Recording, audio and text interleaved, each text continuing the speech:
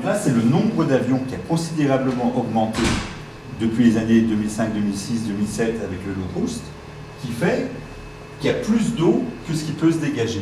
Parce que l'eau qui crache en haut, chaque avion ne fait pas tellement d'eau que ça, mais elle gèle, donc elle reste. Donc au départ, les avions, ils passaient les uns derrière les autres. Après, ils se sont mis à passer 3 par 3. Maintenant, ils arrivent à passer 5 par 5 légèrement décalés, et puis 45 secondes, il y en a 5 autres. Ça fait que, comme ça gèle, ça ne se dilue jamais, ça ne s'évacue jamais. Et comme c'est une combustion incomplète, ça vous fait aussi des petites particules. Et le noyau de congélation, plus la particule est fine, plus la goutte est fine et plus le cristaux de glace est fin. Ça fait même pas une cristaux, ça fait comme des canons à neige, ça fait des petites boules de glace qui sont en suspension au-dessus de notre tête et qui font le voile, qui fait que votre bleu n'est plus le beau bleu de montagne qu'on avait, il est beaucoup plus pâle. Alors voilà, en fait, ce qu'on peut mettre dans ce compost, ça va être tous les déchets qui viennent de la cuisine, donc les épluchures, les fruits moisis. Tout ce qu'ils peuvent mettre, des assiettes cassées. Alors, est-ce qu'on peut mettre des assiettes cassées dans le compost? Non. Écoutez, il s'agit de la 20e édition du salon qui est organisée par les étudiants de BTS technico-commercial du lycée du Mont-Blanc à Passy. Donc on est accueilli par la commune de Saint-Gervais depuis 17 ans, donc depuis 99. Et le salon a eu lieu ces 3 derniers jours, donc samedi, dimanche et lundi. Est-ce qu'il y a beaucoup de visiteurs cette année? Oui, beaucoup de visiteurs, beaucoup évidemment plus samedi et dimanche, la journée d'aujourd'hui étant un peu plus réservée aux professionnels, aux commerçants, les personnes qui n'ont pas pu venir sur le week-end. Mais je pense qu'on a atteint un bon score, aux alentours je pense de 1500 personnes, quelque chose comme ça sur les 3 jours. Est-ce que les gens se sentent de plus en plus concernés par l'environnement? Oui, je pense que surtout dans notre vallée, dans notre région où la pollution, etc. est quand même une thématique importante, je pense qu'on arrive effectivement à mobiliser les gens et puis aussi à les mobiliser autour de la notion d'achat responsable.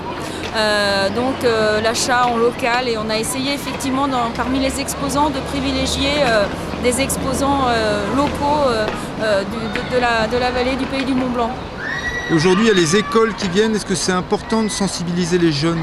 Oui, c'est tout à fait important. C'est pour ça qu'effectivement, on essaye de mobiliser aussi bien les lycéens que les élèves des classes primaires qui sont accueillis sur différentes animations, à la fois sur le recyclage, le tri, les abeilles et l'impact du changement climatique sur la vie des abeilles. Voilà, c'est important. C'est des choses qu'on fait régulièrement, qu'on a déjà fait en décembre dernier pendant la COP21. Où on avait accueilli des collégiens et des lycéens et des élèves, des écoliers. Donc c'est un peu, ce salon est dans la continuité de cette démarche éco-responsable. Comment marche une abeille? Une abeille, ça fonctionne à la lumière. Donc pour que des abeilles soient bien orientées, au décollage, il faut qu'elles trouvent le plan de l'horizontale.